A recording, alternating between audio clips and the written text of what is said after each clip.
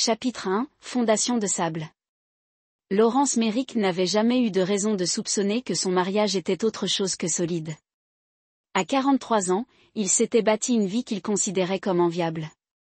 Directeur des opérations chez Meridian Technologies, une vaste maison coloniale à Oakidge Heights, et une famille qui, du moins sur le papier, semblait parfaite.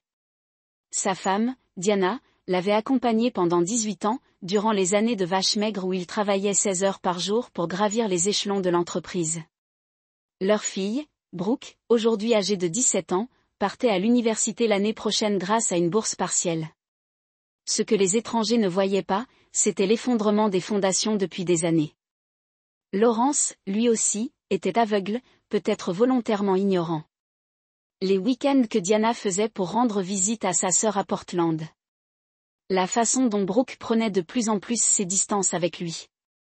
Les conversations téléphoniques à voix basse qui s'interrompaient brusquement lorsqu'il entrait dans sa chambre. « Grand jour demain », dit Laurence en desserrant sa cravate en entrant dans leur chambre. Diana était assise à sa coiffeuse, appliquant sa crème de nuit en cercle méthodique. Elle répondit sans lever les yeux. Les tableaux d'affichage des comptes Richardson annonçaient la nouvelle équipe de direction. Laurence accrocha soigneusement sa veste. Si les choses se passent comme Ted l'avait suggéré, nous aurons des raisons de faire la fête demain soir. Le regard de Diana croisa le sien dans le miroir. L'espace d'un instant, une pointe de culpabilité traversa son visage. C'est bien, dit-elle. Je suis sûre que tu l'as mérité. Laurence hésita, sentant la distance qui les séparait, un gouffre qui se creusait depuis des mois. Il se souvint de l'enthousiasme de Diana pour les étapes importantes de sa carrière, lorsqu'elle organisait des fêtes surprises et se vantait de lui auprès de ses amis. J'ai réservé chez Lucille. Il continua la table pour 3 à 20 heures. Il pensa que Brooke pourrait vouloir se joindre à nous. Les mains de Diana s'immobilisèrent. Je lui tiendrai au courant, dit-elle d'une voix étrange. Dans son bureau, Laurence examina une dernière fois les projections trimestrielles. L'acquisition de Richardson avait été son bébé. 18 mois de planification stratégique et de négociations minutieuses. Son téléphone vibra, un SMS de Ted Blackwell, son mentor et PDG de Meridian. Félicitations d'avance. Tu as fait un coup de maître.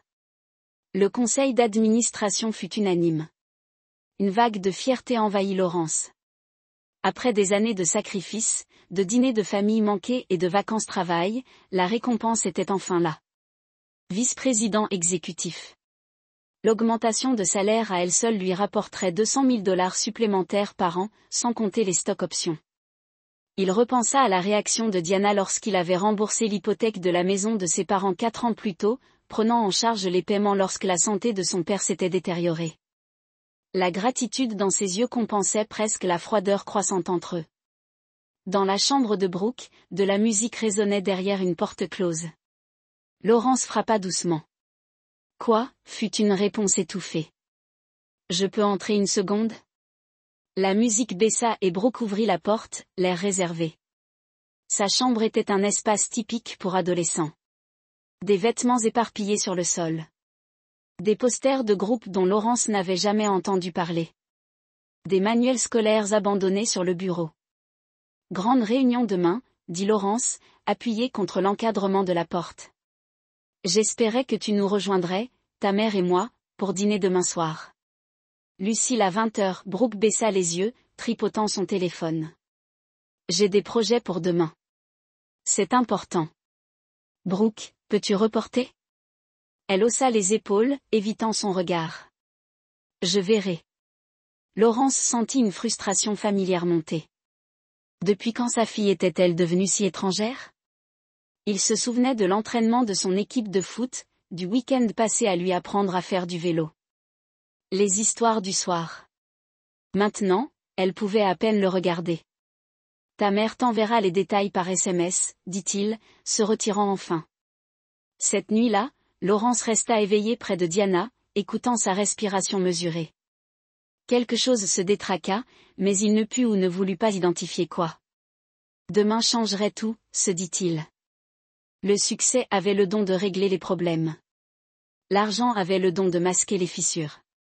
Il ne remarqua pas Diana consultant son téléphone dans l'obscurité, ni le sourire qui se dessina sur ses lèvres à la réception du message. Chapitre 2. L'ascension. La salle de réunion a éclaté en applaudissements lorsque Ted a conclu son annonce. Laurence s'est levée, acceptant les poignées de main et les tapes dans le dos de ses collègues. La promotion au poste de vice-président exécutif des opérations était officielle, avec un bureau d'angle et un lien hiérarchique direct avec le PDG. Discours, a crié quelqu'un. Laurence s'est éclairci la gorge, scrutant les visages autour de lui. Certains étaient sincèrement heureux pour lui, d'autres masquaient l'envie sous des sourires professionnels. Je n'aurais pas pu y arriver sans chaque personne présente dans cette salle, a-t-il commencé. Surtout Ted, qui m'a donné ma chance alors que je n'étais qu'un simple chef de projet avec de grandes idées. Ted lève sa tasse de café en guise de salut. Et bien sûr, ma famille, a poursuivi Laurence. Ma femme Diana a été mon rock pendant 18 ans, malgré toutes les nuits blanches et les week-ends manqués. Ma fille Brooke, qui a supporté un père parfois plus présent lors des appels Zoom qu'à ses événements scolaires. Quelques rires entendus ont parcouru la salle. Après la réunion, Laurence retourna dans son bureau où il trouva déjà les cartons en préparation du déménagement vers l'étage exécutif. Son assistante, Gina, avait prévu une bouteille de champagne et une carte signée par son équipe. Félicitations, Monsieur Méric, dit-elle, rayonnante. Les déménageurs auront tout installé dans votre nouveau bureau d'ici demain matin. Merci, Gina. Et s'il vous plaît, après 5 ans, vous pourrez m'appeler Laurence. De vieilles habitudes, sourit-elle. Oh, et votre femme a appelé pendant votre réunion. Elle a demandé si le dîner pouvait être avancé à 19h au lieu de 20h. Laurence fronça les sourcils. A-t-elle dit pourquoi? Non, juste que 19h conviendrait mieux à leur emploi du temps. Leur emploi du temps? La formulation lui parut étrange, mais il la rejeta. Appelle Lucille et modifie la réservation, dit-il. Et informe Diana que c'est confirmé. Tout au long de l'après-midi, Laurence reçut un flot continu de messages de félicitations. Des amis de fac, des collègues de travail, son frère. Honoré C. Engagement malgré les difficultés. Cela parlait d'une personnalité que Laurence avait jusque-là refusé d'admettre. Et tes grands-parents? Grand-père va mieux depuis que le stress de la possible perte de la maison s'est dissipé. Grand-mère dit qu'il parle même de planter un jardin au printemps prochain. La conversation s'est relâchée dans un silence confortable. Brooke sirota son café, puis s'assit d'un air décidé. Puis-je te demander quelque chose, papa? Un sujet dont on n'a pas vraiment parlé en thérapie. Laurence se tendit légèrement, mais hocha la tête. Bien sûr. Es-tu heureux? Je veux dire, tu as eu tout ce que tu voulais. La promotion, la maison, ta vengeance. Est-ce que ça a arrangé quelque chose? La question touchait au cœur de ce que Laurence avait médité pendant ses soirées solitaires dans cette même pièce. Son plan de vengeance méticuleux lui avait-il apporté le bonheur? Avait-il guéri la blessure de la trahison? Pas comme je l'espérais, admit-il. La colère m'a permis de fonctionner quand j'aurais pu m'effondrer. La vengeance m'a donné un but quand j'ai senti une dérive. Mais le bonheur? Non. Il est venu plus récemment. Et de sources inattendues. Comme quoi? Comme ces week-ends? Laurence dit, honnêtement, apprendre à connaître ma fille comme l'adulte qu'elle est en train de devenir plutôt que comme l'enfant dont je me souviens. Trouver un sens à construire quelque chose plutôt qu'à le détruire. Brooke l'observa, l'air pensif. Tu sais, pendant longtemps, j'étais en colère que tu sembles te soucier davantage de ton travail que de nous. Je me suis servi de ça pour tout justifier. Les mensonges, laisser Rick prendre ta place, même cette publication Instagram qui t'a tant blessé. Laurence attendait, sentant qu'elle devait continuer. Mais j'ai réalisé quelque chose ces derniers mois. Tu n'as jamais cessé de te soucier de moi. Tu ne savais juste pas comment le montrer, si ce n'est en subvenant à nos besoins. Et nous, surtout maman et moi, n'avons jamais reconnu l'importance de cela. Cet aveu a profondément marqué Laurence. Pendant des années, il avait mesuré sa valeur en tant que mari et père à l'aune de ses ressources financières, de sa réussite professionnelle et de la sécurité qu'il lui procurait. Le lien affectif lui semblait secondaire, un luxe comparé aux besoins essentiels de sa famille, la sécurité et le confort. J'ai fait des erreurs aussi, reconnut Laurence. J'aurais dû être plus présent, plus à l'écoute de ce qui se passait chez moi. Peut-être que nous. Chacun a eu ce qu'il méritait, suggéra Brooke. Maman et Rick sont ensemble, mais ils auront des difficultés financières pendant des années. Tu as réussi ta carrière et ta sécurité financière, mais tu as perdu ta famille. Et moi, dit-elle avec une pause. J'ai appris que la loyauté compte, que les actes ont des conséquences. Et maintenant, demanda Laurence. Que méritons-nous maintenant? Brooke réfléchit à cela. Peut-être une seconde chance. Non pas revenir à ce qui était impossible, mais construire quelque chose de nouveau qui reconnaisse le passé sans s'y limiter. Laurence pensa au fonds fiduciaire qu'il avait créé pour Brooke. Il devait arriver à échéance à ses 25 ans. Le document juridique avait été rédigé comme une éventualité, une carotte pour garantir sa participation à ses visites obligatoires. Maintenant, cela semblait inutile. Leur retrouvaille se faisait naturellement, motivée par un effort mutuel plutôt que par une incitation financière. J'aime ça, dit-il simplement. Le week-end se déroula différemment de leur précédente rencontre. Ils firent une randonnée au bord du lac, Laurence lui montrant des propriétés qu'il avait envisagé d'acheter avant de se décider pour celle-ci. Brooke lui montra des croquis de son cours d'art, un talent que Laurence n'avait jamais connu. Ils avaient déjà été bien accueillis. Ils parlèrent de ses projets d'avenir, de son futur poste de PDG, des possibilités qu'aucun des deux n'avait envisagées durant les mois sombres de leur accord. Dimanche après-midi, alors que Brooke s'apprêtait à retourner sur le campus, Laurence lui tendit une enveloppe. « Qu'est-ce que c'est » demanda-t-elle, s'arrêtant au moment de charger son sac de voyage dans la voiture. « Le document de fiducie » expliqua Laurence. « Je l'ai fait modifier. C'est désormais une fiducie irrévocable, qui ne dépend plus de nos réunions. Que tu décides de continuer ces week-ends ou non, le fonds sera là à tes 25 ans. » Brooke baissa les yeux sur l'enveloppe, puis se tourna de nouveau vers Laurence. « Je vais continuer à venir, tu sais. »« Pas pour ça. »« Je sais, » dit Laurence. « Mais je voulais que tu sois sûre que tu es là par choix, et non par obligation. » Après le départ de Brooke, Laurence retourna sur le pont, observant la scène jusqu'à ce que sa voiture disparaisse au détour d'un virage. Son téléphone vibra, une notification par email. Ted Blackwell envoyait le calendrier de transition finale pour l'ascension de Laurence au poste de PDG. Laurence y jeta un bref coup d'œil, puis posa le téléphone. Il aurait du temps pour travailler plus tard.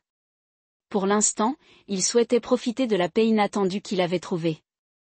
Non pas dans l'accomplissement de sa vengeance, mais dans sa transformation en quelque chose de plus constructif. Diana et Rick poursuivraient leur lutte, financière et autres. Les conséquences de leurs actes les suivraient pendant des années, voire des décennies. La vengeance ciblée de Laurence l'avait assuré, mais il n'avait plus besoin de participer activement à leurs difficultés pour se sentir justifié. Ses propres blessures n'avaient pas entièrement disparu.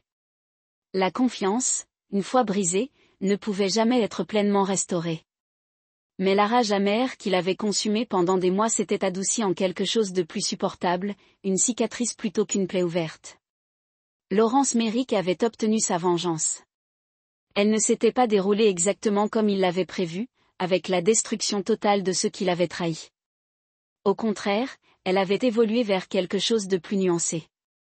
Responsabilité sans annihilation, conséquences contrebalancées par une clémence sélective.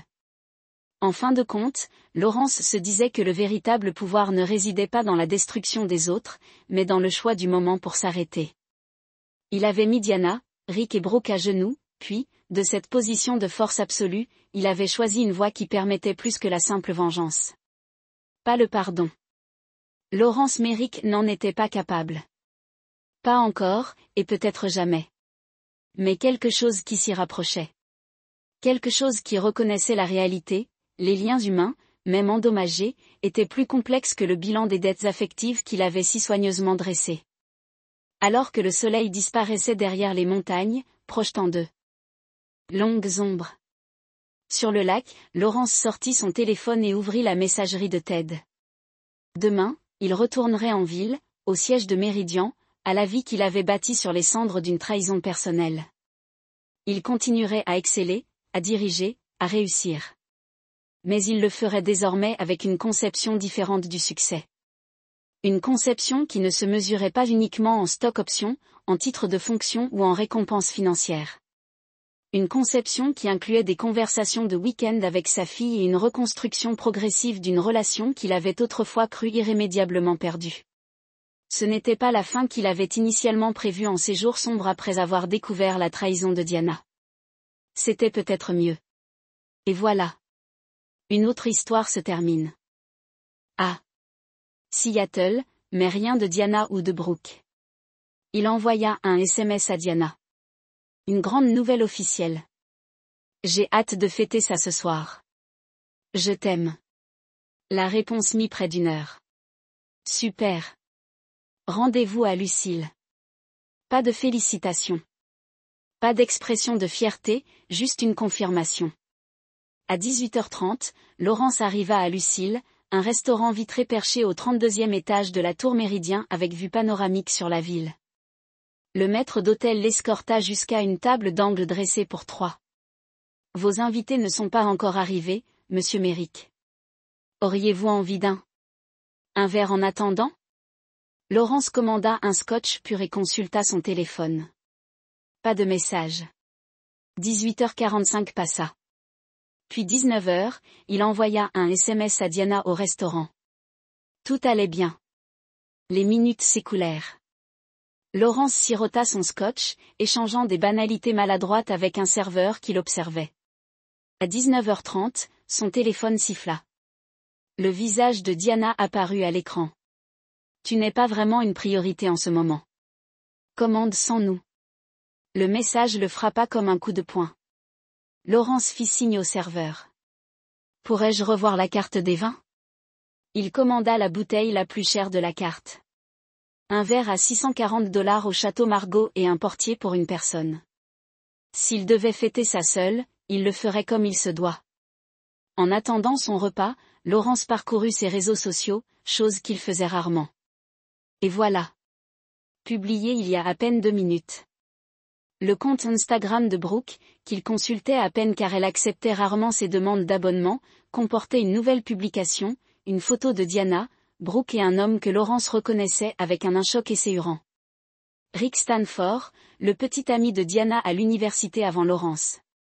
L'homme qu'elle avait failli épouser avant l'arrivée de Laurence. La légende lui coupa le souffle. Soirée en famille pour une véritable réussite. Félicitations pour le nouveau bateau, oncle Rick. Ambiance #famille avant tout #célébration. La photo les montrait à Marina Bay, flûte à champagne levée devant un coucher de soleil étincelant sur un nouveau bateau, les plongeant dans une lumière dorée. Diana portait la robe qu'elle avait achetée la semaine dernière. Celle qu'elle avait dit à Laurence était pour leur dîner de ce soir. Son steak arriva, mais Laurence avait perdu l'appétit. Il vida son verre de vin, puis le remplit à ras-bord. Le serveur rôdait à proximité, sentant le changement d'humeur. Tout va bien avec votre repas, monsieur? Apportez-moi l'addition, dit Laurence doucement. Dans une casserole, lorsque l'addition arriva, $11 740, bouteille de vin comprise, qu'il avait à peine touchée. Laurence la signa d'un généreux pourboire. Alors qu'il prenait l'ascenseur pour descendre au parking, son téléphone vibra de nouveau. Un SMS d'un numéro inconnu. Salut Laurence. Ici Rick. Diana m'a parlé de ta promotion. Félicitations, mec. Pas de rancune pour ce soir. Le bateau était une surprise pour tout le monde. On devrait se revoir un de ces jours. Laurence fixa le message, une rage froide le submergeant. Pas de rancune, la simple présomption qu'ils se parlaient, qu'il s'agissait d'un simple conflit d'horaires plutôt que d'une humiliation délibérée. Il monta dans sa voiture, mais ne la démarra pas immédiatement. Au lieu de cela, il ouvrit son application bancaire et se dirigea vers le compte du prêt immobilier des parents de Diana, celui qu'il payait fidèlement depuis 4 ans, depuis l'AVC de son père. Le paiement mensuel de $3,200 était prévu pour demain. Son doigt plana sur le bouton d'annulation du paiement récurrent. Pas encore, pensa-t-il. D'abord, il avait besoin de réponses. Chapitre 3. La révélation. La maison était plongée dans le noir lorsque Laurence s'engagea dans l'allée à 22h30. La voiture de Diana avait toujours disparu. Il déverrouilla la porte, laissant tomber ses clés avec un bruit délibéré sur le seuil en marbre. Le silence de la maison le narguait. Dans son bureau, Laurence ouvrit son ordinateur portable et commença à fouiller. Des années d'expérience dans le renseignement d'entreprise lui avaient appris à trouver des informations. Il commença par les bases, relevés bancaires, transactions par carte de crédit, relevés téléphoniques. L'image qui en ressortit lui retourna l'estomac. Des retraits hebdomadaires d'espèces sur le compte personnel de Diana. De l'argent qu'ils n'avaient jamais remis en question, car ils avaient des comptes séparés en plus de leurs finances communes. Des appels au même numéro des dizaines de fois par mois, depuis plus de 2 ans. Un relevé de carte de crédit indiquant des achats dans des bijouteries et des restaurants haut de gamme les jours où Diana prétendait rendre visite à sa sœur. Laurence se servit un whisky de la carafe posée sur son bureau. Incroyable. Depuis combien de temps Rick Stanford était-il de retour? Quand sa famille avait-elle commencé à le trahir? Il accéda à la messagerie de Diana en utilisant le mot de passe qu'elle ignorait, le nom de jeune fille et l'année de naissance de sa mère, inchangés depuis 10 ans. Ils étaient là, des centaines de messages entre Diana et Rick, remontant à 3 ans. Les premiers étaient assez innocents, se reconnectant après. Ils se sont croisés lors d'une soirée d'anciens élèves, puis sont devenus de plus en plus intimes, planifiant des rendez-vous, discutant des longues heures de Laurence et de ses voyages d'affaires comme d'opportunités. Et Brooke savait depuis au moins 2 ans, grâce au courriel qu'ils avaient mis dans la confidence, qu'il s'était retourné contre son propre père. Il a toujours été plus un soutien de famille qu'un père. Diana avait écrit dans un message. Brooke le connaît à peine. C'est juste un type qui paie pour tout. Ses mots brûlent comme de l'acide. Laurence avait tout sacrifié pour subvenir à leurs besoins, pour leur offrir sécurité et confort. Et c'est ainsi qu'ils le lui ont rendu. À minuit, les phares ont balayé les fenêtres de devant. Laurence est restée dans son bureau, écoutant Diana entrer dans la maison. Ses talons ont claqué sur le parquet, puis se sont arrêtés. Elle a remarqué ses clés, a compris qu'il était à la maison. Laurence. Sa voix a résonné dans le couloir. Il n'a pas répondu. Au bout d'un moment, ses pas ont continué à l'étage. Laurence a attendu d'entendre couler la douche, puis l'a suivi. Dans leur chambre, le téléphone de Diana était posé sur la commode. Il l'a pris. Déverrouillé. Encore une erreur d'inattention de sa part. La conversation avec Rick était ouverte. Tu lui as déjà dit? Rick avait envoyé un SMS à 21h15. Pas encore. Il attendait le bon moment. Il sera dévasté. Ça fait 3 ans, D. Il est temps d'arracher le pansement. Je sais. Après sa grande promotion, le dîner semblait cruel. On le fait demain. Laurence prit des captures d'écran et les envoya sur son propre téléphone. Puis il continua à faire défiler la page, trouvant. D. Messages antérieurs concernant le nouveau bateau de Rick, un achat de $175 000 financé par le concessionnaire où il travaillait comme directeur des ventes. Un bateau que Rick ne pouvait apparemment pas s'offrir seul, d'après le SMS de Diana promettant de l'aider à payer une fois la situation réglée. La douche s'arrêta. Laurence retourna à son bureau, verrouillant la porte derrière lui. Son esprit était étonnamment clair maintenant, le choc initial se cristallisant en une détermination glaciale. Rouvrant son ordinateur portable, il commença à faire des projets.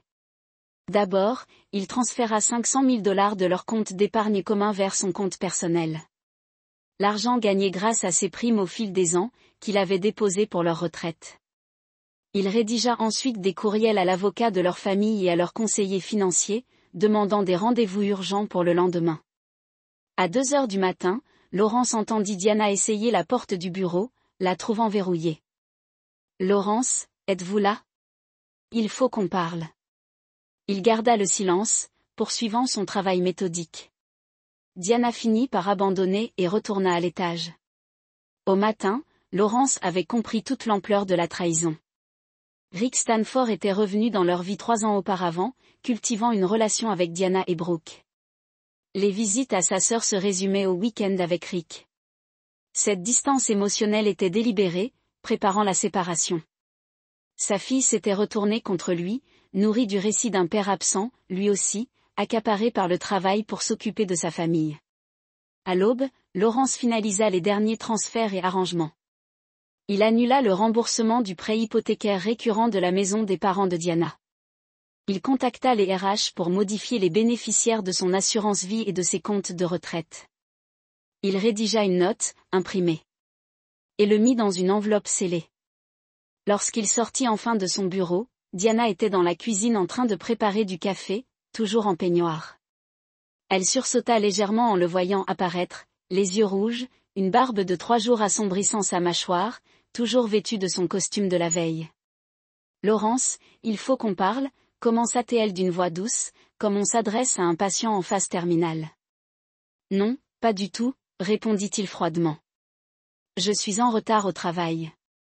S'il te plaît, écoute-moi. Brooke et toi avez apprécié votre soirée avec Rick pour fêter son nouveau bateau pendant que j'étais seule à Lucille ? Diana pâle. Tu as vu son message. J'ai tout vu, Diana. 3 ans de messages, des projets de me quitter, monter ma fille contre moi pendant que je payais des frais de scolarité. Dépenser mon argent pour le bateau de ton amant. Ce n'est pas comme ça, protesta-t-elle. Rick et moi avons repris contact. Oui, mais garde-le, interrompit Laurence. Je vais loger au Weston en centre-ville pour un avenir proche.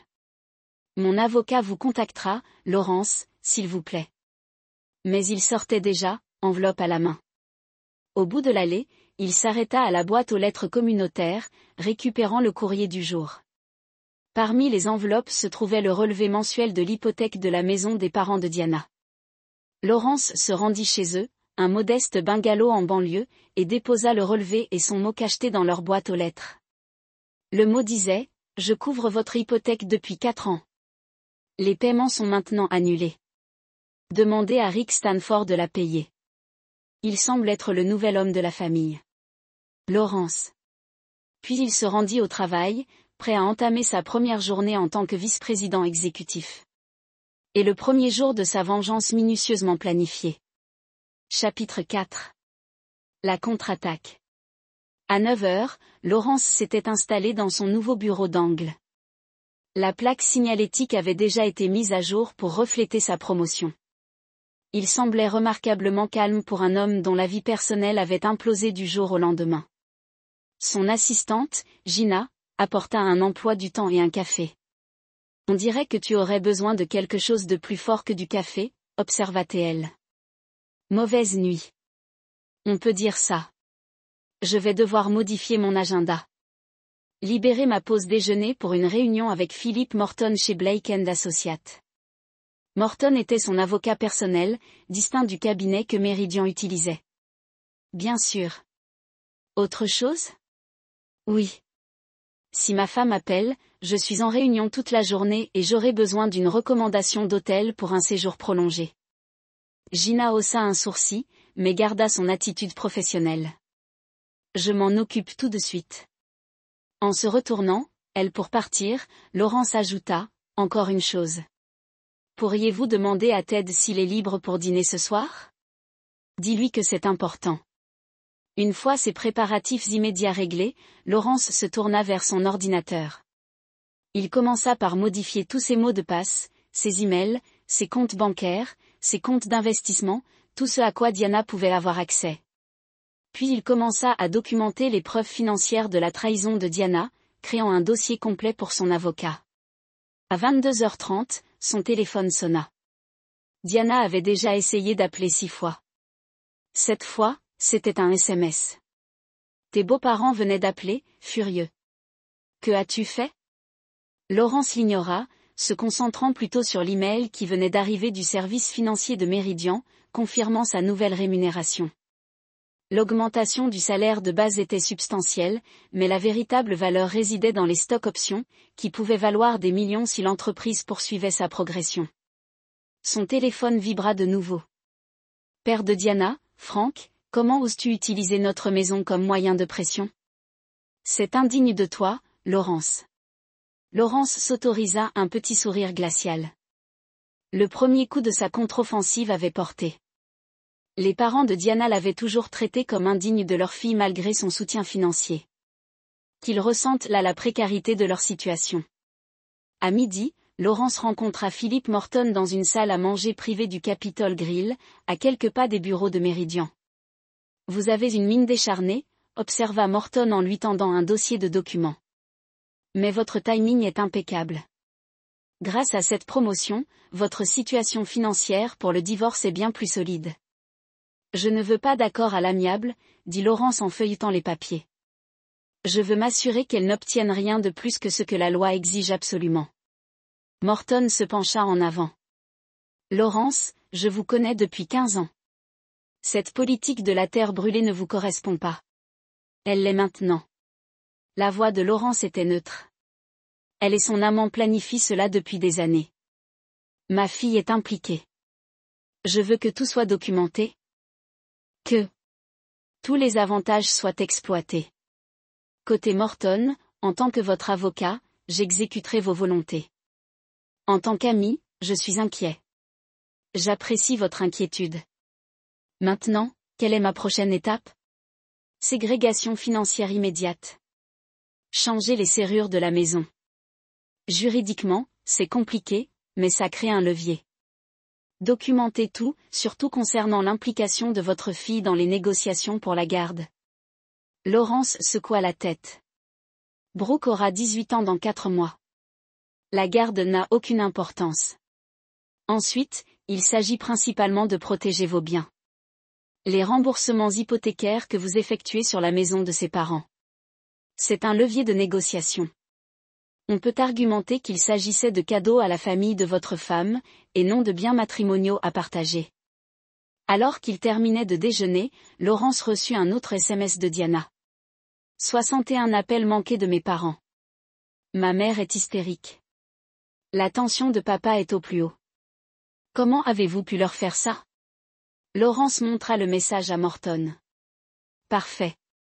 L'avocat dit, elle admet sa dépendance financière. Ne répondez pas, de retour à son bureau, Laurence trouva un courriel de Rick Stanford. L'objet disait, parlons comme des adultes. Laurence, Diana m'a parlé de votre réaction. Je comprends votre douleur, mais retirer le soutien financier à ses parents âgés est une erreur. Ce n'est pas à leur sujet. Soyez en colère contre nous, pas contre des témoins innocents. Je t'ai toujours respecté, toi l'homme que Diana avait choisi. J'espère que nous pourrons résoudre ce problème sans dommages collatéraux. Rick, la présomption du courriel, le ton désinvolte, la supériorité morale implicite ont enflammé la colère de Laurence. Il a rédigé une réponse, puis l'a supprimée sans l'envoyer. Rick voulait une réaction. Il n'en aurait pas. Pas encore.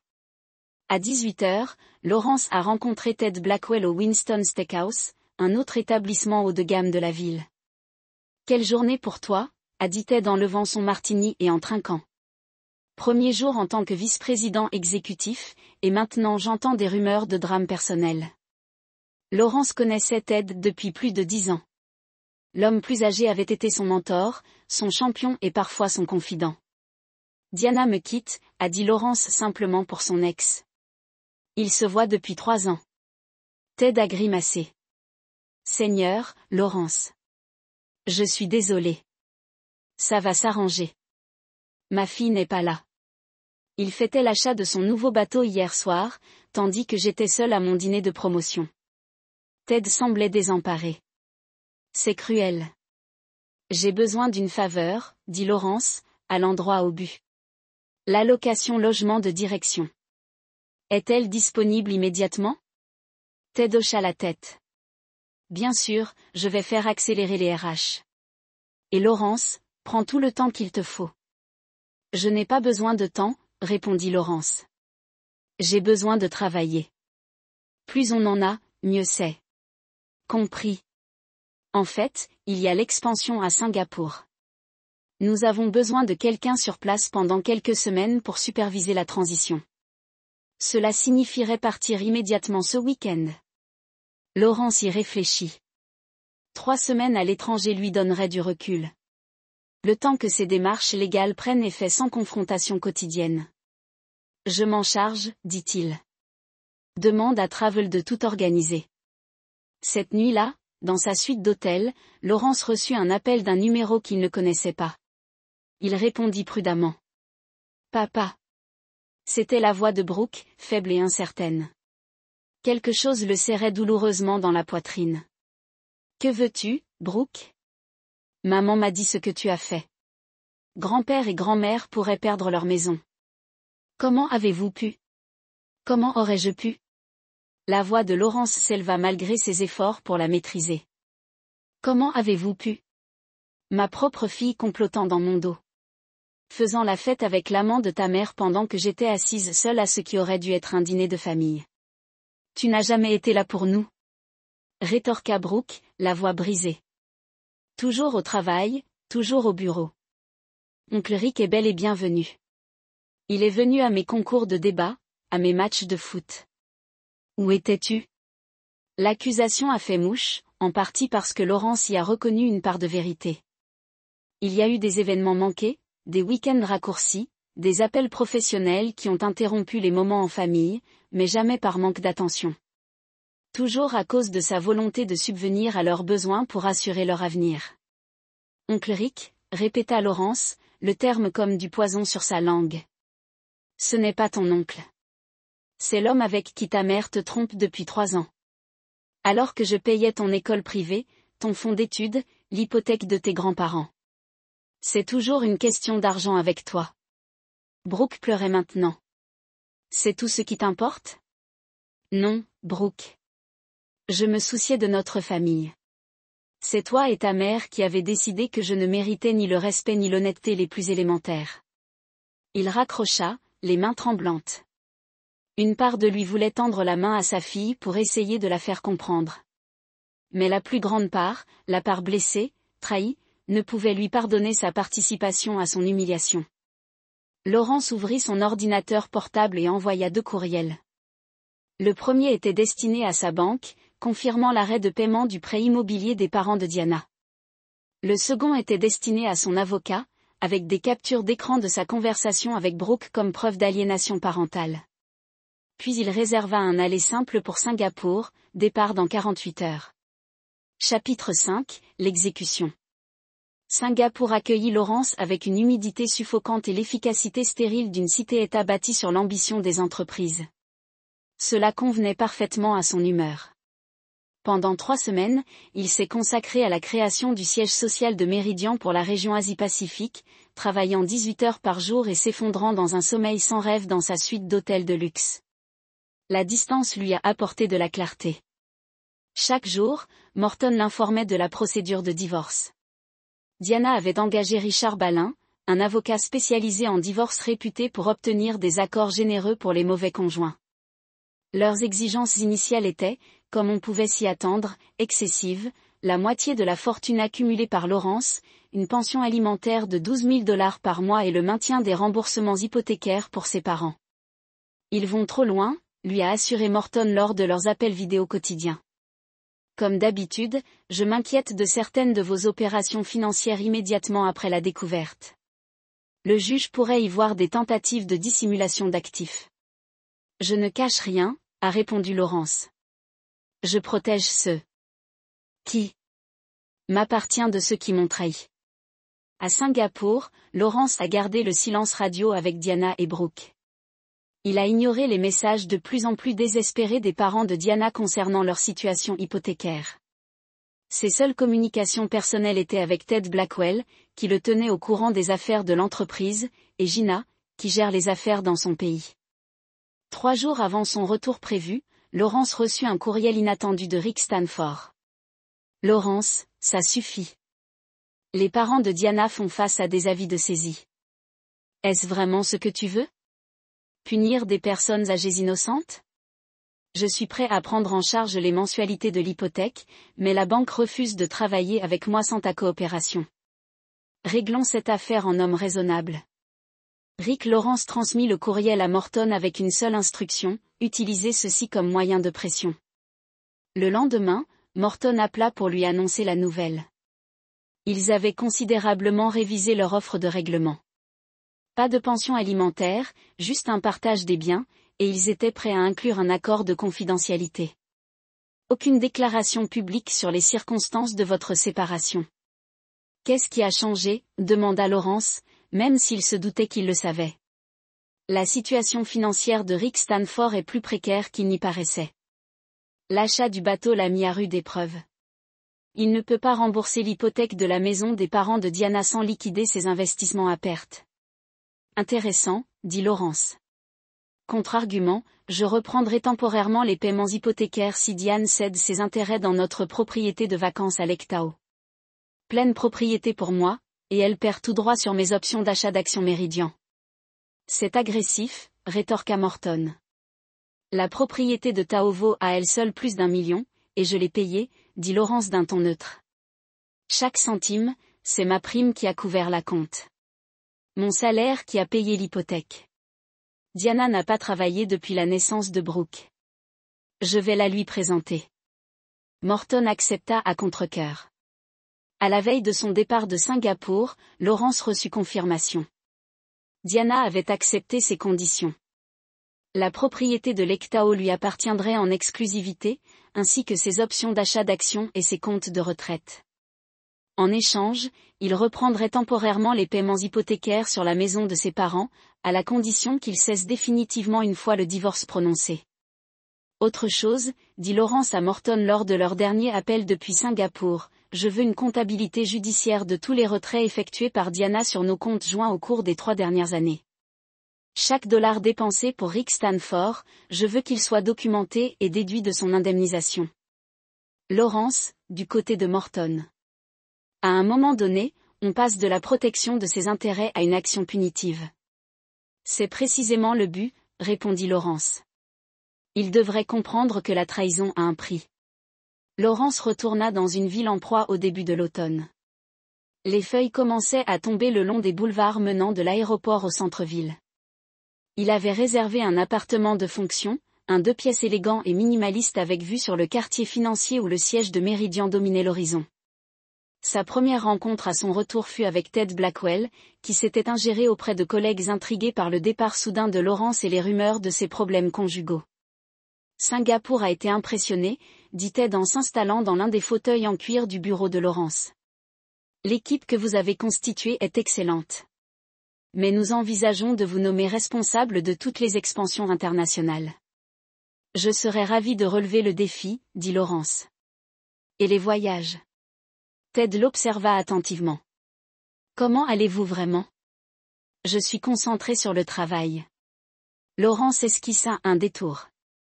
La situation personnelle se déroule comme prévu. Diana a appelé le bureau 2 fois pendant votre absence. Dit Ted prudemment. Il semblait assez désemparé. L'expression de Lawrence se durcit. Ça ne se reproduira plus. Les négociations de règlement sont presque terminées. Bien. Bien. Ted hocha la tête, visiblement mal à l'aise. Et votre fille? Brooke, c'est ça? Une ombre passa sur le visage de Lawrence. Elle fit son choix. Ted s'éclaircit la gorge. Écoute, Lawrence. J'ai divorcé 2 fois. C'est l'enfer, surtout quand il y a des enfants. Si tu as besoin de parler, merci. Lawrence le coupa, mais je m'en occupe. Ce soir-là, Lawrence vint à la maison pour la première fois depuis la nuit de sa découverte. Il avait convenu avec Morton de récupérer des effets personnels pendant que Diana était à son rendez-vous hebdomadaire avec le thérapeute. Un autre détail qu'il avait découverte lors de sa séance d'enquête à laquelle elle assistait depuis plus d'1 an, sans doute pour digérer la culpabilité de sa liaison. La maison ressemblait à un musée de la vie de quelqu'un d'autre. Des photos de famille au mur, des meubles qu'il avait payés mais qu'il n'avait jamais eu le temps d'apprécier. L'attirail d'un père de famille accompli. Laurence se déplaçait avec efficacité d'une pièce à l'autre, ne remplissant des cartons que de l'essentiel, la montre de son grand-père, les dossiers des étapes importantes de sa carrière, les rares souvenirs personnels authentiques non souillés par une association avec Diana ou Brooke. Dans la chambre de Brooke, il marqua une pause. Sur son bureau se trouvait une photo encadrée qu'il n'avait jamais vue auparavant. Brooke, flanqué de Diana et Rick, lors de ce qui semblait être une visite du campus universitaire. Tous trois arboraient un large sourire, une famille unie, sans place pour Laurence.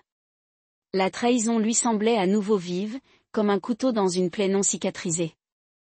Il laissa la photo intacte, mais ouvrit le tiroir du bureau de Brooke. À l'intérieur se trouvait un journal relié en cuir, celui qu'il lui avait offert pour ses 16 ans, monogrammé de ses initiales. Il l'ouvrit, sachant que c'était une invasion de la vie privée, mais au-delà de la prise en charge. Les entrées ont tout confirmé. Page après page a détaillé la relation croissante de Brooke avec Rick, qui s'était positionné comme la figure paternelle de la compréhension, l'homme qui avait réellement le temps pour elle. Diana a été décrite comme enfin heureuse et vivait authentiquement. Laurence est apparue principalement comme un ATM, le fournisseur éloigné, dont l'absence n'a été notée que lorsqu'elle les gênait. Une entrée d'il y a 6 mois a frappé particulièrement profondément. Maman dit qu'une fois que tout est réglé avec le divorce, Rick m'adoptera probablement officiellement. Je n'ai pas utilisé le nom de famille de papa sur autre chose que des documents juridiques depuis des mois de toute façon. Rick dit qu'il serait honoré de m'avoir comme fille. Laurence a remplacé le journal. Une certitude froide s'installant sur lui. Ce n'était plus seulement la trahison de Diana. Il s'agissait de l'effacement systématique de son rôle dans sa propre famille. Un effort coordonné pour le remplacer tout en continuant à exploiter son soutien financier. Alors qu'il chargeait la dernière boîte dans sa voiture, un véhicule familier s'est transformé en allée. Audi de Diana, revenant plus tôt que prévu. Laurence a envisagé de partir immédiatement, mais décidé de ne pas cela. Cette confrontation était inévitable. Diana est sortie de la voiture, s'arrêtant à court quand elle l'a vue. Elle avait l'air plus mince qu'il ne se souvenait, des cercles sombres sous ses yeux. Laurence, dit-elle, sa voix soigneusement neutre. Morton a dit, vous venez pour vos affaires. Je viens de terminer, répondit-il froidement. Nous devons parler de Brooke, a déclaré Diana, faisant un pas vers lui. Elle est dévastée par tout cela. Elle ne parlera même pas à ses grands-parents à cause de la situation hypothécaire. Priorités intéressantes, a noté Laurence. Pas dévastée en trahissant son père, juste par les conséquences. C'est une enfant, Laurence. Elle a 17 ans. Diana, assez vieille pour comprendre la loyauté. Assez vieux pour savoir que la célébration avec l'amant de sa mère tandis que son père est assis seul dans un restaurant est cruelle. Le sang-froid de Diana a craqué. Que voulez-vous de nous? Blood. Vous avez pris une maison à Tao. Vos précieuses options d'achat d'actions. Compte surgelé Brooke et moi avons besoin de dépenses de base. J'ai payé toutes les factures du ménage. Laurence interrompit. J'ai maintenu Brooke's College Fund. J'ai même repris temporairement les paiements sur l'hypothèque de vos parents malgré aucune obligation de les soutenir. De quoi vous manquez exactement, Diana? Dignité? Elle a cassé. Vous nous punissez financièrement parce que votre fierté est blessée. Laurence rit. Un son dur dépourvu d'humour. Ma fierté? Toi Eric est notre fille? Oui, notre fille, celle qu'il prévoit d'adopter, a conspiré pendant des années derrière mon dos. Vous m'utilisez pour un soutien financier tout en construisant une vie qui m'a exclu. Et vous parlez de dignité. Diana Pald. Comment connaissez-vous la discussion sur l'adoption? Cela n'a pas d'importance. Ce qui compte, c'est qu'il s'arrête maintenant. Brooke peut changer son nom après avoir 18 ans si elle le veut, mais il n'y aura pas d'adoption alors qu'elle est mineure.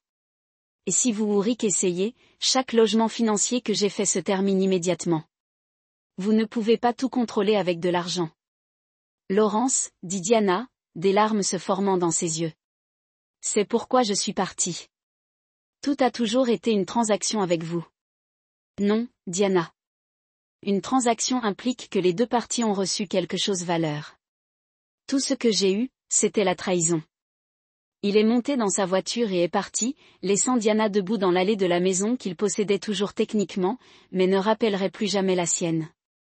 Chapitre 6. Le calcul. Un mois après son retour de Singapour, Lawrence s'est assis dans le bureau de Morton en examinant le règlement final de divorce. Les termes étaient favorables au-delà de ce que la plupart des mauvais conjoints pouvaient s'attendre.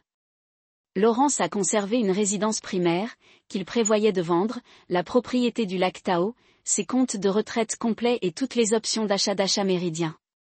Diana a obtenu un règlement en espèces équivalent à environ 20% de leurs actifs conjugaux, ainsi que la part des vacances en Floride que Lawrence n'avait jamais joué particulièrement. Plus important encore, le règlement comprenait des dispositions et des pénalités de confidentialité à toute épreuve pour le dénigrement. Aucune des parties n'a pu discuter publiquement des raisons de leur divorce, une condition sur laquelle Lawrence avait insisté pour protéger sa réputation professionnelle. Elle a tout accepté, a déclaré Morton, glissant le document sur son bureau.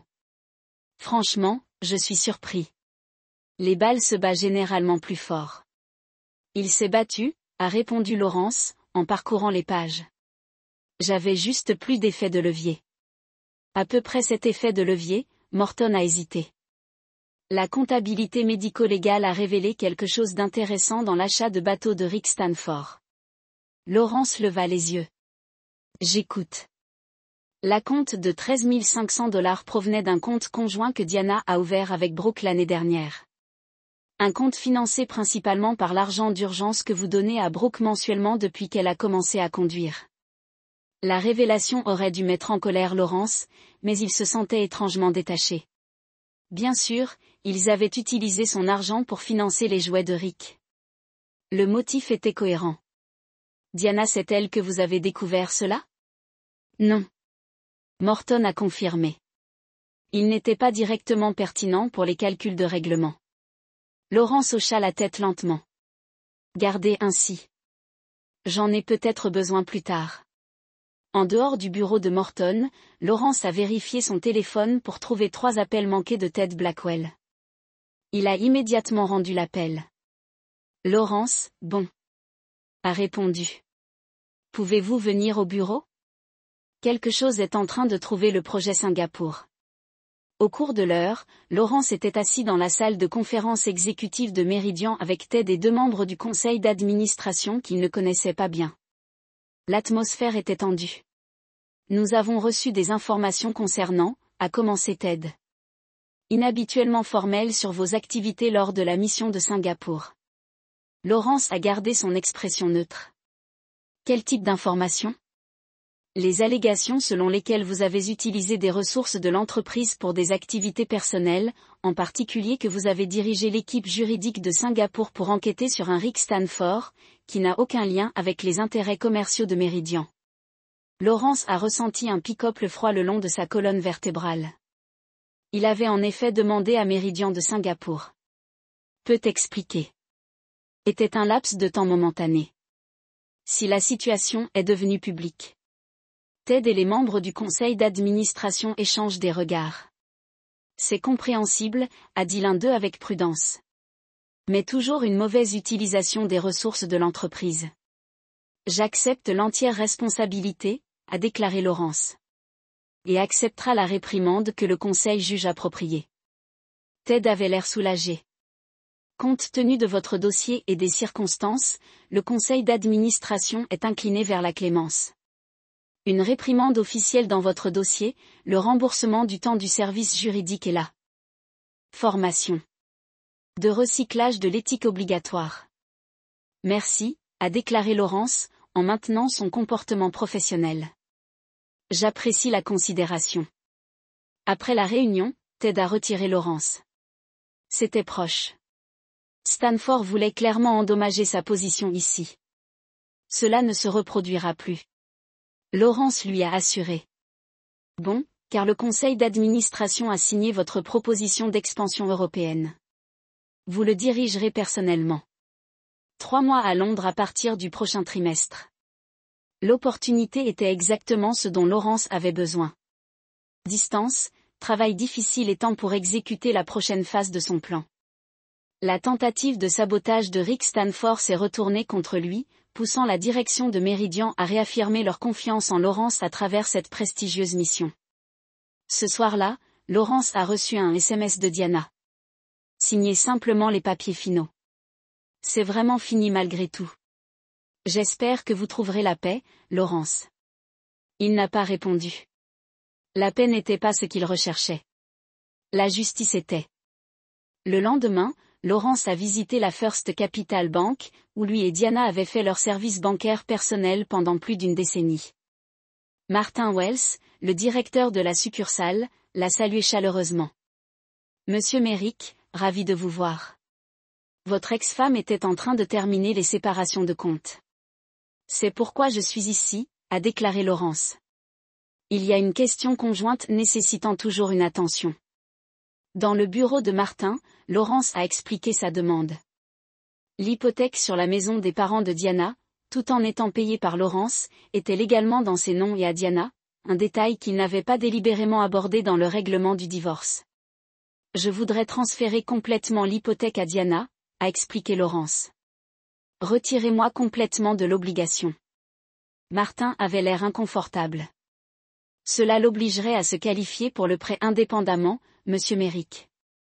Sur la base de sa déclaration financière dans votre dépôt de divorce, cela semble peu probable. Comprenez, a dit Lawrence, mais j'aime essayer de toute façon. Et Martin, j'apprécierais si cette conversation restait confidentielle. Diana devrait entendre parler de la tentative de transfert de la banque, pas de moi. Bien sûr, Martin a accepté. La confidentialité du client est primordiale. Lawrence savait exactement ce qui se passerait. La banque contacterait Diana pour assumer une hypothèque. Elle ne serait pas admissible en fonction de son revenu limité et de la dette existante substantielle sur la propriété. La banque l'obligerait alors à trouver un co-signataire ou à faire face à des procédures de forclusion. Rick Stanford, malgré l'achat de son bateau et son succès apparent, se sont surévalués. Un autre détail que Lawrence avait découvert grâce à sa vérification des antécédents mal avisés. Il ne serait pas qualifié de co-signature. Les parents de Diana, à la fois à la retraite et à des revenus fixes, ne pouvaient certainement pas supposer le prêt. Lawrence avait créé le piège parfait. Légalement, il avait rempli son obligation de règlement en maintenant les versements hypothécaires par le biais de la procédure de divorce. La tentative de transfert était entièrement légale et semblerait devant le tribunal comme un effort de bonne terre pour démêler leurs affaires financières. Quand Diana et ses parents sont inévitablement en train de mendier de l'aide, il aurait un effet de levier maximal. 2 jours plus tard, Lawrence a reçu un appel effréné de Diana. La banque dit, « Vous vous retirez de l'hypothèque de mes parents. Ils perdront leur maison, Lawrence. » Je simplifie notre séparation financière, a répondu Lawrence calmement. Le divorce est définitif. Il n'y a aucune raison pour que je reste sous un prêt pour la maison de vos parents. Vous savez, je ne peux pas me qualifier pour le reprendre. Ils ne peuvent pas non plus. Cela ressemble à un problème pour vous Eric à résoudre, a dit Lawrence. Peut-être qu'il pourrait vendre son bateau. Dommage dans sa guerre avec Diana Eric? Ce sont les conséquences. Que prendra-t-il? Demanda Diana après un long silence. Pour vous tenir sur l'hypothèque jusqu'à ce que nous puissions trouver une autre solution. Lawrence attendait cette question. Une comptabilité complète de chaque centime de mon argent qui s'est rendu vers le bateau de Rick, à rembourser en entier, et une reconnaissance écrite de Brooke que son oncle Rick a utilisé son fonds d'épargne universitaire pour son acompte. C'est cruel, Lawrence. En utilisant Brooke de cette façon, pas de crêper que ce que vous m'avez fait, a-t-il répondu. Ce sont mes termes. Prenez-les ou trouvez un autre moyen de sauver la maison de vos parents. Il a mis fin à l'appel en sachant que ces conditions ont créé une situation impossible. Diana n'a pas pu rembourser l'argent du bateau sans vendre des actifs dont elle avait besoin pour sa propre sécurité financière. Brooke ne fournirait pas la reconnaissance écrite sans révéler sa propre complicité en abusant des fonds que Lawrence avait fournis. Le piège était complet. Maintenant, Lawrence devait juste attendre qu'il lutte jusqu'à ce qu'il soit prêt à porter son dernier coup. Chapitre 7. Le calcul. 3 mois se sont écoulés. La mission européenne de Laurence s'est avérée encore plus réussie que l'expansion de Singapour, cimentant sa position de dépanneur international indispensable de Méridian. À Londres, il a trouvé un rythme qui fonctionnait pour lui. Des journées de travail brutales suivies de soirées solitaires de son entreprise ont fourni un appartement de Mayfair, complotant chaque déménagement dans son match d'échecs en cours contre Diana, Rick et Brooke. La situation hypothécaire s'était développée exactement comme il avait prévu. Les parents de Diana ont reçu un avis de forclusion officiel, leur donnant 90 jours pour résoudre la situation ou perdre leur maison. Diana, désespérée de trouver une solution, avait été forcée de prendre un emploi en tant qu'assistante administrative chez le concessionnaire de Rick.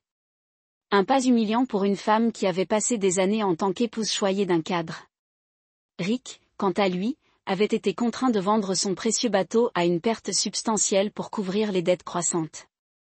La comptabilité médico-légale que Laurence a commandée a révélé que Rick vivait bien au-delà de ses moyens depuis des années, en utilisant l'accès de Diana à l'argent de Laurence pour maintenir une façade de succès. Le plus satisfaisant pour Laurence était la situation de Brooke.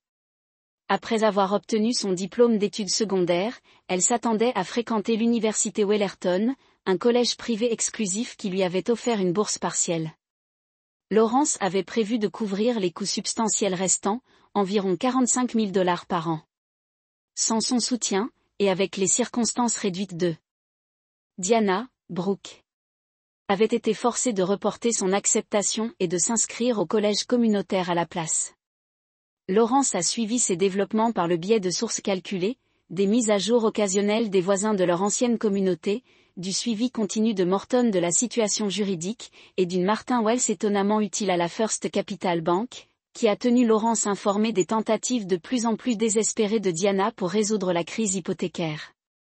Début décembre, Laurence est retournée aux États-Unis de la réunion annuelle du conseil d'administration de Méridian et de la fête de vacances. L'entreprise a connu son année la plus rentable avec les extensions internationales que Laurence avait supervisé la contribution considérablement au résultat.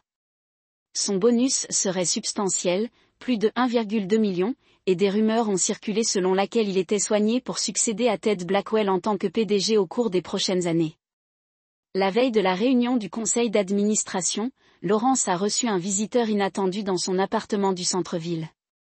Le portier a appelé pour annoncer qu'une Miss Merrick était dans le hall insistant pour le voir. Le premier instinct de Laurence a été de refuser, mais la curiosité a gagné. L'a envoyé. Brooke avait l'air différent de ce dont il se souvenait. Plus mince avec des cernes sous ses yeux, ses vêtements à la mode remplacés par un jean et un pull usé. Quand elle est entrée dans son appartement, il a remarqué qu'elle portait toujours la montre qu'il lui avait donnée pour son 16e anniversaire. Le travail de maman pourrait être le prochain. Il ne peut pas aider. Donc, je suis assez bon pour être le guichet automatique, mais pas assez bon pour être traité avec un respect de base. Demanda Collie Laurence. Ce n'est pas comme ça que ça marche, Brooke.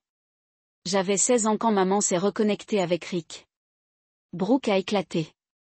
J'étais un enfant qui a à peine vu son père parce qu'il travaillait toujours. Rick s'est présenté à mes événements, s'est intéressé à ma vie. Que devais-je faire? Vous étiez censé être fidèle, a simplement dit Laurence. Vous étiez censé me dire ce qui se passait au lieu de participer à m'humilier. Ce message Instagram lors de ma soirée de promotion, qui a été une cruauté délibérée, Brooke. Pour ma propre fille, Brooke baissa les yeux, incapable de rencontrer son regard. Je sais. Je suis désolée pour ça. J'étais en colère parce que vous aviez manqué mon championnat de débat la semaine précédente pour un dîner d'affaires. L'accusation a frappé à la maison. Laurence avait en effet raté cet événement. Les finales régionales étaient que l'équipe de Brooke s'était classée en premier. Il avait envoyé des fleurs et avait appelé pour la féliciter, mais il n'y avait pas été. J'étais construire un avenir pour nous, dit-il tranquillement. Tout ce que j'ai fait était de vous assurer que vous et votre mère avaient la sécurité et les opportunités. Nous avions besoin de vous, pas de votre argent, a répliqué Brooke. Mais ce n'est pas pour cela que je suis ici. Je suis ici parce que des innocents souffrent. Grand-père et grand-mère ne méritent pas cela. Laurence a étudié le visage de sa fille, à la recherche de la manipulation qu'il s'attendait à Diana. Au lieu de cela, il a vu une véritable détresse et autre chose. L'intégrité, la volonté de s'humilier pour les autres. Maman m'a dit tes conditions. Brooke a continué lorsqu'il n'a pas répondu sur la rédaction d'une reconnaissance sur le versement du bateau. Je vais le faire. J'avoue tout. Rick a utilisé l'argent de notre compte conjoint. L'argent que vous m'avez donné pour les urgences et les dépenses du collège. Je savais où ça allait et je ne l'ai pas arrêté. Laurence ne s'attendait pas à cette admission directe. Pourquoi maintenant? Pourquoi l'admettre? Parce que c'est vrai, a simplement dit Brooke. Et parce que grand-père et grand-mère sont plus importants pour ma fierté ou ma mère ou celle de Rick. Pour la première fois depuis des mois, Laurence a ressenti quelque chose d'autre, satisfaction au froid ou rage brûlante. Une lueur de respect pour la jeune femme. Sa fille devenait quelqu'un prêt à admettre ses erreurs. Écrivez-le, a-t-il dit, poussant un bloc-notes à travers le comptoir qui les séparait. Tout. Combien de temps vous connaissiez leur relation lorsque le transfert financier a commencé? Comment vous avez pensé à me tromper? Brooke a pris le bloc-notes avec des mains et a commencé à écrire. Pendant 20 minutes, l'appartement était silencieux, à l'exception de la rayure du stylo sur papier. Quand elle avait fini, elle a glissé les pages à Laurence. Et les cadeaux, la tournant progressivement contre Laurence. J'ai choisi la relation plus facile avec Rick sur la plus compliquée avec mon vrai père. Je demande le pardon, juste pour la pitié pour les personnes qui ne méritent pas de souffrir pour mes erreurs. Laurence a plié soigneusement les pages et les a placées dans son tiroir de bureau. Je devrais y penser. Honnêteté brutale l'a surpris. Soulagé.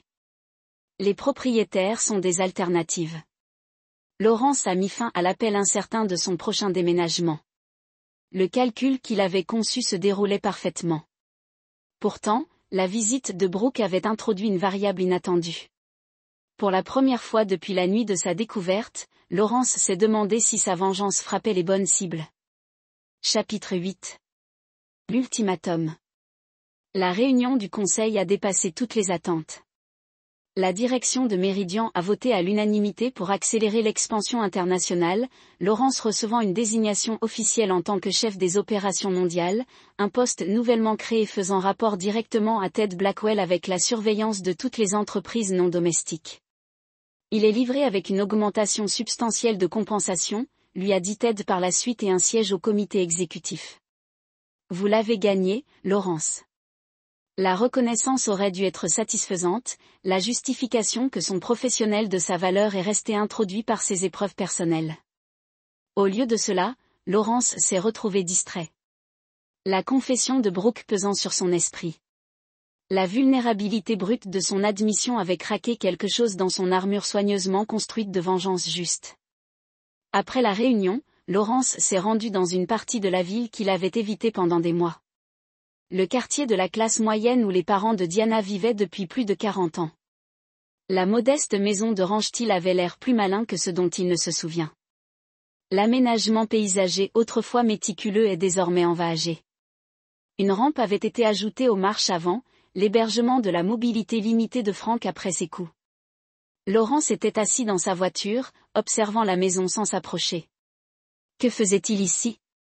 La prochaine étape logique de son plan avait été d'utiliser la confession de Brooke comme effet de levier pour forcer une dernière concession humiliante de Diana et Rick. Au lieu de cela, il s'est retrouvé à se demander si la destruction des parents de Diana a servi un objectif au-delà de la cruauté. Son téléphone bourdonnait d'un texte de Diana. Brooke m'a dit qu'elle est venue te voir. Quoi que vous planifiez, veuillez la laisser en dehors de cela. C'est entre nous. Laurence a démarré la voiture et est parti sans répondre.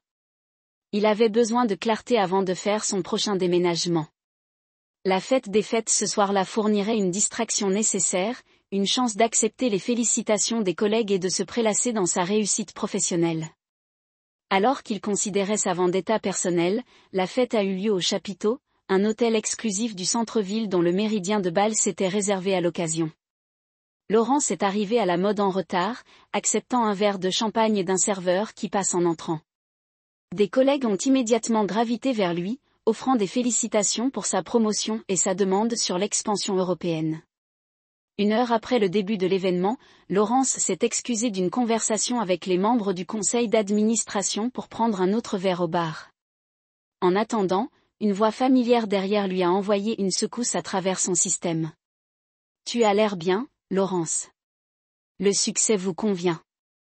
Il se tourna pour trouver Rick Stanford debout là, intimement élégant dans un costume bien coupé que Laurence soupçonnait a été loué pour l'occasion. De près, Rick a montré des signes de tension, de nouvelles lignes autour de ses yeux, une étanchéité à son sourire qui n'avait pas été là sur les photos Instagram de Diana. Qu'est-ce que tu fais ici, Stanford? Laurence a gardé sa voix basse, consciente des collègues à proximité. Vous cherchez. En fait, répondit Rick avec une désinvolture forcée. Votre assistant a eu la gentillesse de mentionner cet événement lorsque j'ai appelé votre bureau. Laurence a fait une note mentale pour avoir un mot avec Gina sur le dépistage des appels plus attentivement. Vous avez 30 secondes avant de vous escorter de sécurité. La façade de confiance de Rick vacilla. Il s'agit de la maison de Frank et Marian. La banque a appelé hier. Ils ont retardé la forclusion, mais cela se produit toujours. Et cela me concerne. Comment? Laurence a demandé à avoir coupé la loi, Laurence. Vous savez exactement ce qui se passe. Vous l'avez conçu. Non, Rick. Vous et Diana l'ont conçu lorsque vous avez décidé de jouer à la maison avec ma famille pendant que je payais les factures. Les actions ont des conséquences. Rick regarda autour de la salle de bal opulente, des cadres à succès et des vêtements de créateurs, des décorations somptueuses, de l'atmosphère générale de la prospérité, et Laurence a vu une envie nue dans ses yeux. Que voulez-vous? Demanda enfin Rick. Pour nous détruire complètement? Cela vous satisfera-t-il? La question a donné à Laurence une pause. Que voulez-vous? La rage initiale avait refroidi, remplacée par l'exécution calculée d'un plan de vengeance qui semblait désormais de plus en plus creux. Je te veux dans mon appartement demain matin à 9 heures, a dit Laurence après un moment. Toi, Diana et Brooke, nous discuterons alors des termes. Termes pourquoi? Pour mettre fin à cette guerre? Répondit Laurence, se détournant. Maintenant, sortez avant que quelqu'un vous demande qui vous êtes. Et je suis obligée d'expliquer que vous êtes l'homme qui a essayé de voler ma famille. Après le départ de Rick, Laurence a rejoint le parti, mais son enthousiasme s'est évaporé. Les félicitations et les distinctions maintenant semblaient vides, déconnectées de tout ce qui comptait. Il a fait ses excuses à Ted Blackwell et est parti tôt, retournant dans son appartement pour se préparer pour la confrontation du lendemain. Laurence a passé des heures à rédiger et à réviser un document qui servirait de cadre à son ultimatum. À l'aube, il avait distillé ses demandes en un accord concis et juridiquement exécutable que Morton formaliserait plus tard. Les conditions étaient non négociables, conçues pour assurer la fermeture tout en garantissant la responsabilité. À 9 heures, sa porte a appelé pour annoncer que Diana, Rick et Brooke étaient arrivés. Laurence lui a demandé de les envoyer, puis s'est positionnée derrière l'îlot de cuisine, des copies de son document disposées soigneusement sur le comptoir. Ils sont entrés en tant qu'unité, une famille forgée en trahison, maintenant unie en désespoir de désespoir. Diana avait l'air épuisée. L'apparence polie qu'elle avait toujours maintenue, maintenant effilochée sur les bords. Le costume loué de Rick à la veille avait été remplacé par un jean et un bouton qui avaient connu des jours meilleurs. Brooke se tenait légèrement éloigné d'eux, son expression gardée mais déterminée. Merci d'être venu, a déclaré Laurence officiellement, comme s'il s'agissait d'une réunion d'affaires plutôt qu'une implosion familiale. Veuillez vous asseoir. De quoi s'agit-il, Laurence? Demanda Diana, ignorant son invitation à s'asseoir. Tu ne nous es pas assez punis? Il ne s'agit plus de punition, répondit Laurence, surprenant même lui-même avec la prise de conscience qu'il le pensait. Il s'agit de résolution. Il a glissé des copies d'un document à travers le comptoir. Mes conditions pour mettre fin à cette situation. Diana a ramassé le journal, Rick lisant son épaule. Brooke est restée où elle était, en regardant le visage de Laurence plutôt que le document. Vous ne pouvez pas être sérieux, a déclaré Diana après avoir scanné la première page. Je suis entièrement sérieux, a confirmé Laurence.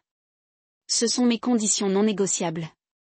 Le document décrit 3 exigences principales.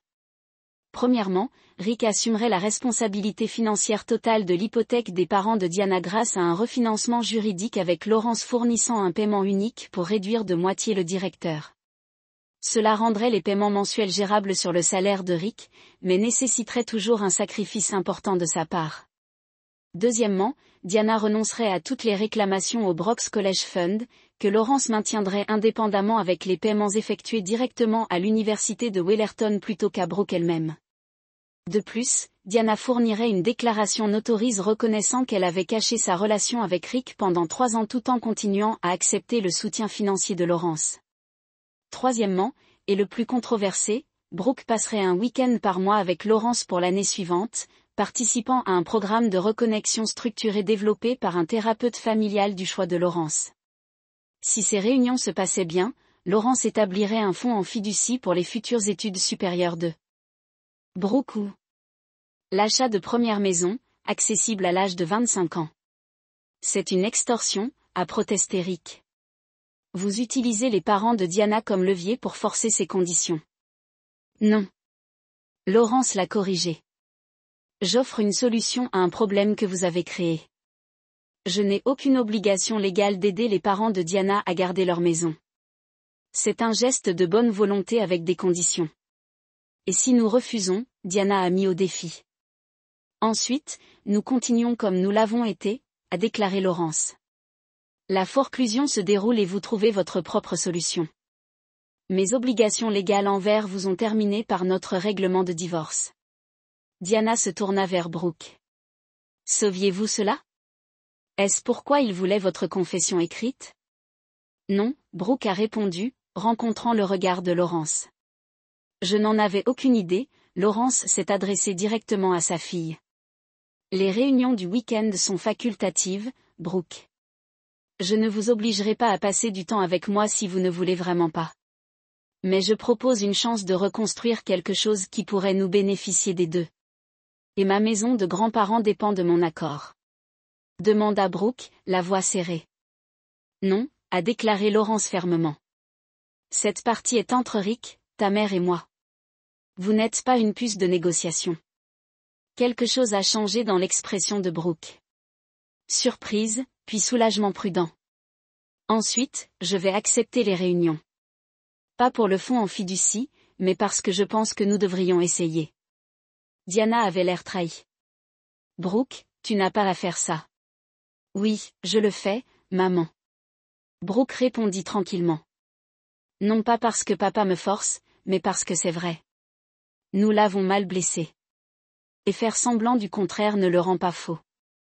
Rick était silencieux, son expression illisible alors qu'il relit le document. Enfin, il leva les yeux vers Laurence. Tu veux que je lutte, que je fais ces paiements, que je ressens le fardeau chaque mois? Oui, reconnaissa Laurence sans prétention. Je veux que vous ressentiez le poids de la responsabilité que vous avez si avec impatience lorsque vous avez décidé que ma famille était à vous pour la prise. Je peux vivre avec ça, a déclaré Rick de façon inattendue. Au moins, c'est honnête, contrairement aux 3 dernières années. Diana regarda entre les deux hommes, une incrédulité évidente sur son visage. Vous envisagez en fait cela, Rick? Quel choix avons-nous, Diana? Rick a demandé ou père. J'ai travaillé de longues heures et raté des moments importants. Mais rien ne justifie 3 ans de mensonges, Diana. Rien ne justifie de monter ma fille contre moi tout en me privant de mon soutien financier. Diana détourna le regard, la vérité de ses paroles semblant lui faire mouche. Quand avez-vous besoin de notre réponse? Prenez 24 heures, dit Laurence. Discutez en. Consultez un avocat si vous le souhaitez. Mais n'oubliez pas, le temps de la saisie immobilière est compté. Ils sont partis avec des copies de sa proposition. Rick et Diana étaient discrets. Brooke s'attarda brièvement pour croiser le regard de Laurence. Un petit geste qui en disait plus que des mots. Après leur départ, Laurence appela Morton pour le tenir au courant de la réunion et préparer les documents officiels. Puis il s'assit seul dans son appartement. La vue sur la ville s'étendait devant lui, se demandant pourquoi sa vengeance parfaite ressemblait désormais à une victoire creuse. Chapitre 9. Les conséquences.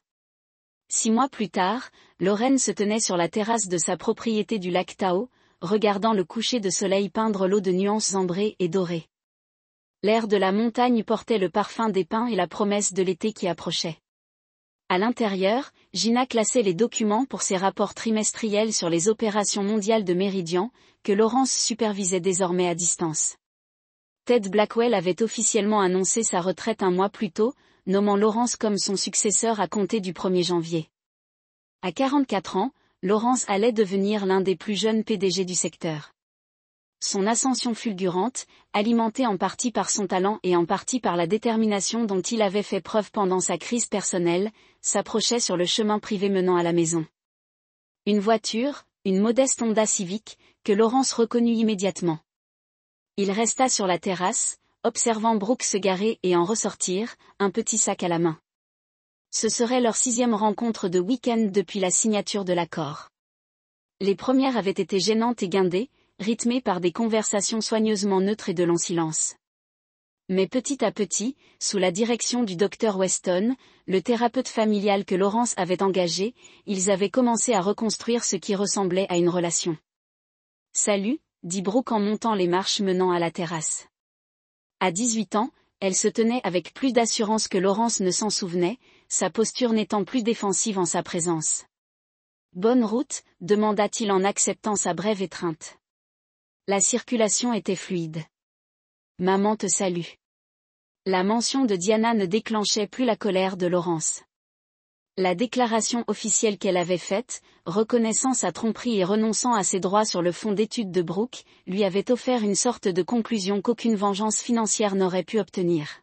« Comment se passe ton premier semestre ?» demanda Laurence tandis qu'ils entraient.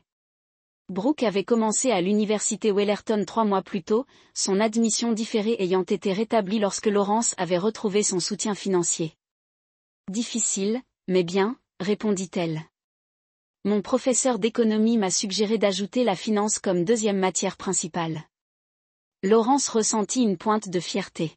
« Tu as toujours eu le sens des chiffres. »« Je me demande où j'ai trouvé ça, » dit Brooke avec un petit sourire. Gina leva les yeux de ses documents. « Tout est prêt pour votre examen, monsieur Merrick. Les chiffres de Tokyo semblent particulièrement prometteurs. » Merci, Gina. La question aurait été impensable il y a 6 mois, mais la thérapie avait aidé Laurence à faire la part des choses entre ses sentiments envers les actions de Rick et son inquiétude pour le bien-être de Brooke. Brooke hésita. Il est en difficulté. Le concessionnaire de bateaux a fermé le mois dernier. La crise économique frappe durement les achats de luxe. Il travaille chez Toyota, à l'autre bout de la ville. Moins de commissions et moins de remboursements hypothécaires. Il se débrouille. Brooks dit à peine. La promotion de maman à l'assurance aide. Ils ne vivent pas dans le luxe, mais les factures sont payées. Laurence hocha la tête, satisfait. Non pas parce que Rick était en difficulté, même si sa part de mesquinerie en tirait encore une certaine satisfaction, mais parce qu'il